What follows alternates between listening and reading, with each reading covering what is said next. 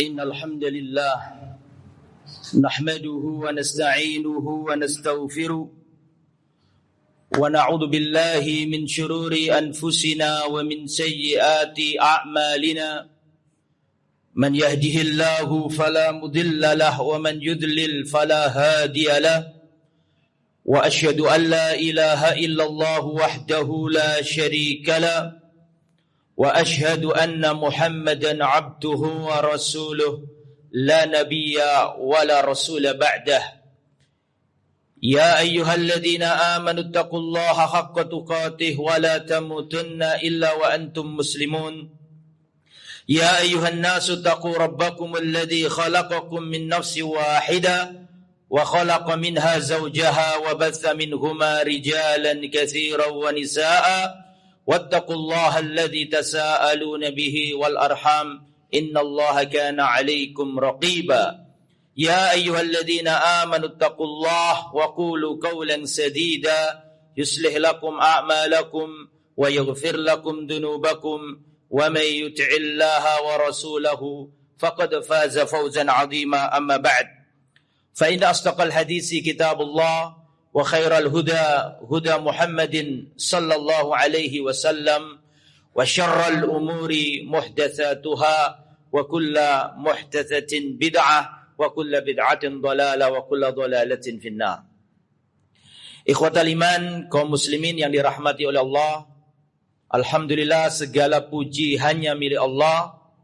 Wassalatu wassalam ala Rasulillah, dan semoga salawat serta salam tetap tercurahkan kepada baginda Muhammad sallallahu alaihi wasallam, istri-istrinya, keluarga besarnya, para sahabatnya, dan umatnya yang senantiasa setia di atas sunnah dan ajarannya.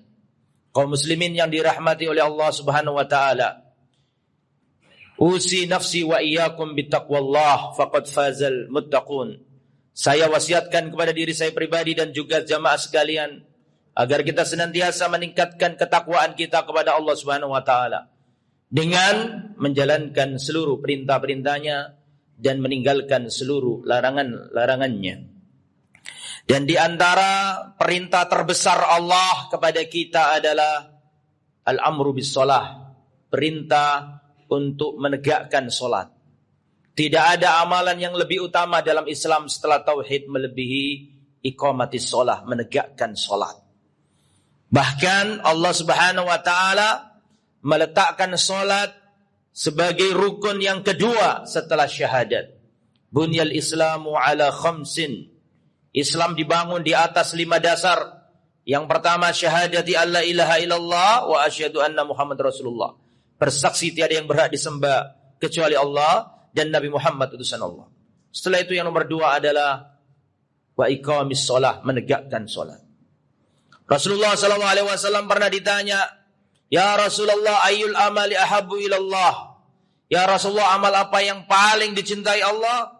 Rasulullah menjawab, as-salatu ala waqtiha, salat tepat pada waktunya.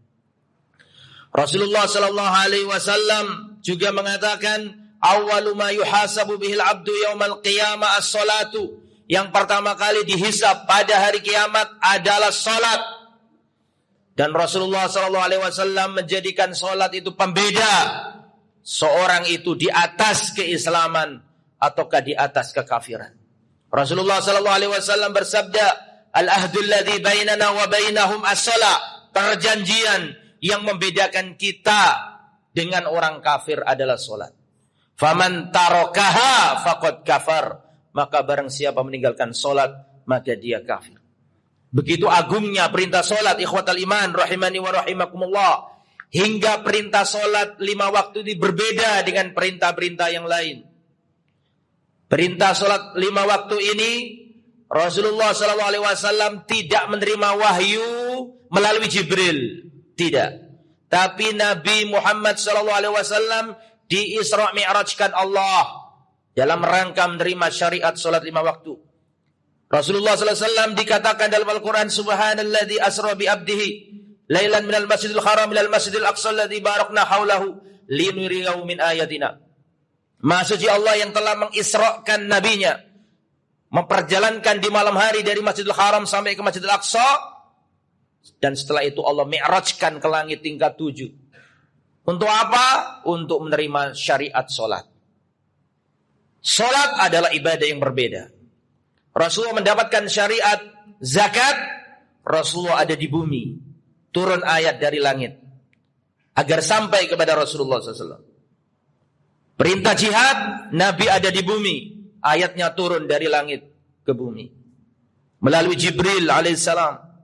Begitu juga dengan perintah haji, perintah puasa, perintah kurban, perintah birrul walidain, perintah silaturahim, semuanya. Hanya sholat yang berbeda. Allah Subhanahu wa ta'ala angkat nabinya ke langit tingkat 7, bahkan lebih dari itu, untuk menerima syariat sholat. Maka jangan main-main dengan sholat. Garis merah ya yang tidak boleh dilanggar, sholat.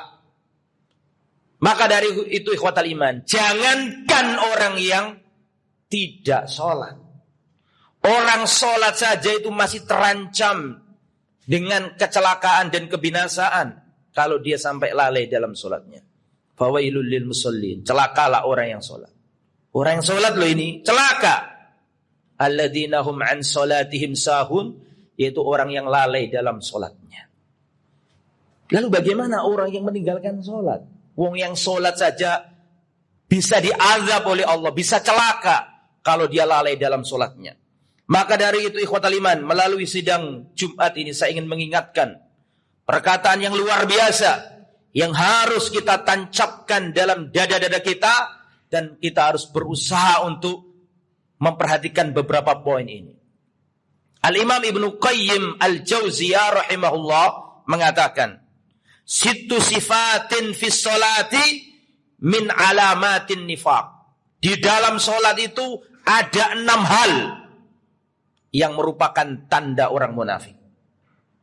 Saya ulangi, Al-Imam Ibnu Qayyim Al-Jauziyah rahimahullah mengatakan, "Sittu sifatin fis sholati min alamatin nifaq."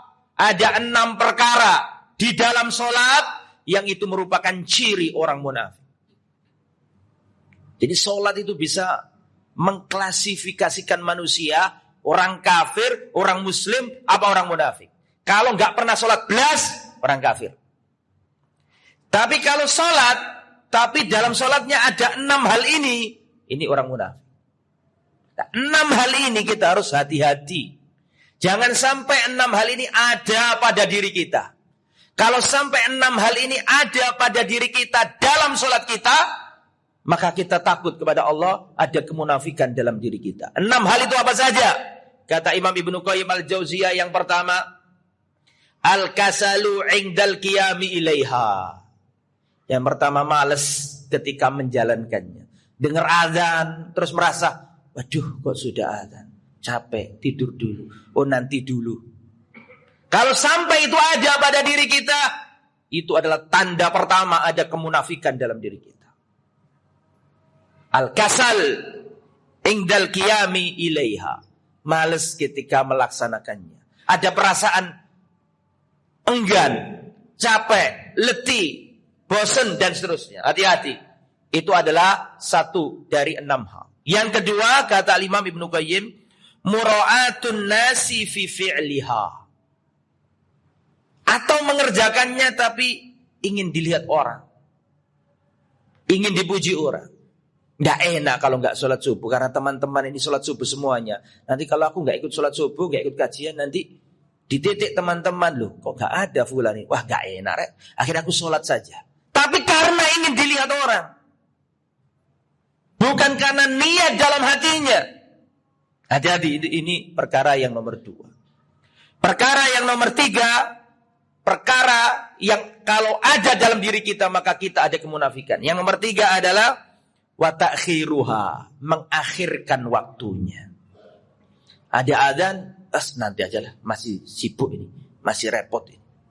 Oh, nanti ajalah, saya tunda dulu. Oh, sebentar lagi lah. Karena menyelesaikan apakah ada pekerjaan yang lebih penting dari sholat? Kalau sampai kita, nanti aja. Oh, sebentar dulu, tak selesaikan urusan saya. Hati-hati. Itu yang nomor 3, mengakhirkan waktunya. Yang nomor 4, wa nakruha, dan kecepatannya, mematoknya. Kalau sujud cepat, Kalau sampai dalam sholat kita sujudnya cepat, rukuknya cepat, bahkan mungkin kalau sholat jamaah nggak kelihatan karena harus sholat berjamaah, apa kata imamnya.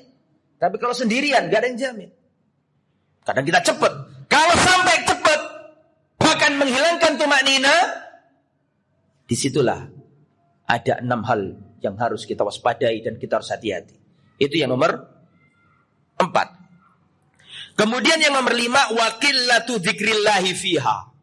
Sedikitnya mengingat Allah di dalam sholat. Sampai kalau ditanya tadi rakaat pertama baca surat apa? Oh iya tadi baca surat apa ya? Saya kok lupa. Bukan lupa, engkau gak mendengarkannya. Sedikit, kadang sholat takbiratul ihram, Allahu Akbar, konsentrasi Al-Fatihah lah. Setelah Al-Fatihah sudah kemana-mana pikiran kita ini. Qillatu dzikrillah, sedikit mengingat Allah dalam sholat kita. Ini yang nomor 5. Dan yang nomor 6 adalah at-takhalluf an jama'atiha, tertinggal dari sholat jemaahnya atau tidak mau sholat jamaah. 6 hal ini harus hati-hati ya jamaah, karena kalau sampai ada dalam diri kita 6 hal tersebut, padahal ini sholat loh gitu. Sholat tapi yang pertama malas, sholat tapi ingin dilihat orang, sholat tapi diakhirkan, sholat tapi cepat, sholat tapi sedikit zikirnya, sholat tapi tertinggal dari jamaah. Sholat ini tapi tetap celaka. Dan inilah sifat orang munafik. Dan ingat, awwalu ma yuhasabu bil abdu yaumal qiyamah as-shalah. Yang pertama kali dihisab oleh Allah adalah salat. Jangan sampai yang dihisab pertama kali ini nilainya merah. Aqulu qauli hadza wa astaghfirullahaladzim innahu huwal ghafurur rahim.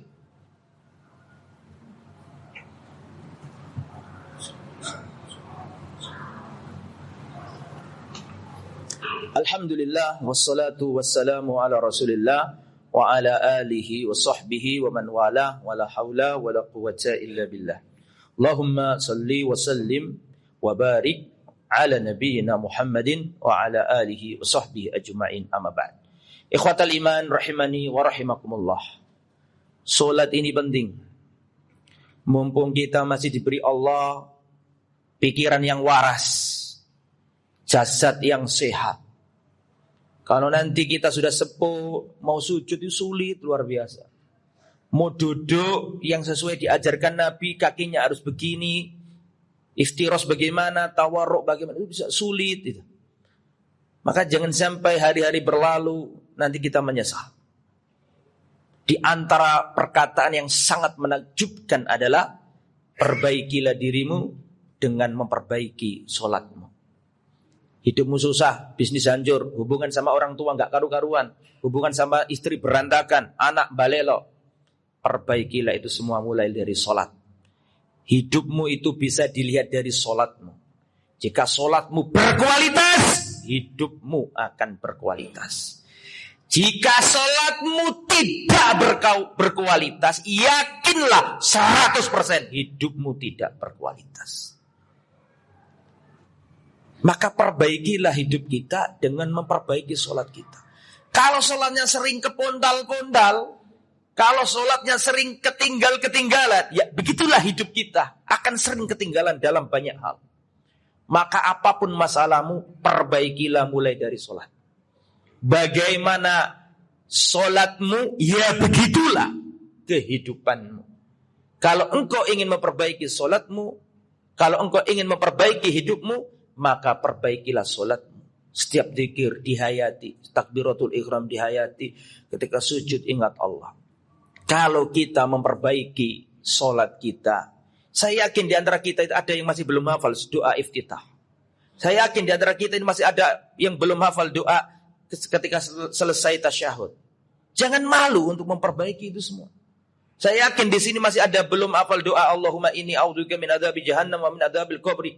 Hafalkan. Perbaiki, jangan malu. Jangan ngaji yang dowo-dowo, masalah yang aneh-aneh, jelimet-jelimet. Kalau sholat kita banyak kekurangan. Itu yang dihisap pertama kali. Jangan malu untuk minta diajari. Bagaimana doa rukuk, saya kok belum hafal. Terus ngapain kita ngaji ke sana kemari kalau masalah yang paling inti, modal utama kita menghadap Allah ternyata banyak yang kosong. Dan jangan malu-malu, ngaji perlu digalakkan lagi. Ngaji tentang sholat. Perlu digalakkan lagi, ngaji tentang wudu yang benar, sholat yang benar, bacaan yang benar. Harus lagi kita. Gimana doanya? Sujud kok saya belum hafal ya. Jangan ragu untuk minta diajar. Daripada ngaji yang tinggi-tinggi, tapi kita lupa bahwa ini modal utama kita sholat ini. Ayo kita perbaiki sholat. Ya, ayo kita kualitaskan sholat kita. Semoga apa yang disampaikan bermanfaat. Kita berdoa kepada Allah, semoga kita dijadikan hamba-hamba yang khusyuk dalam sholatnya. Allahumma ighfir lil muslimina wal muslimat wal mu'minina wal mu'minat al ahya'i min wal amwat. Rabbana ighfir lana dhunubana wa israfana fi amrina wa tsabbit aqdamana wansurna al qaumil kafirin. Rabbana hab lana min azwajina wa dhurriyyatina qurrata a'yun waj'alna lil muttaqina imama. Rabbana atina fid dunya hasanah wa fil akhirati hasanah wa qina adzabannar. Wassallallahu ala nabiyina Muhammad wa ala alihi wa sahbihi ajma'in wa akhiru da'wana alhamdulillahi rabbil alamin. Aqim shalah.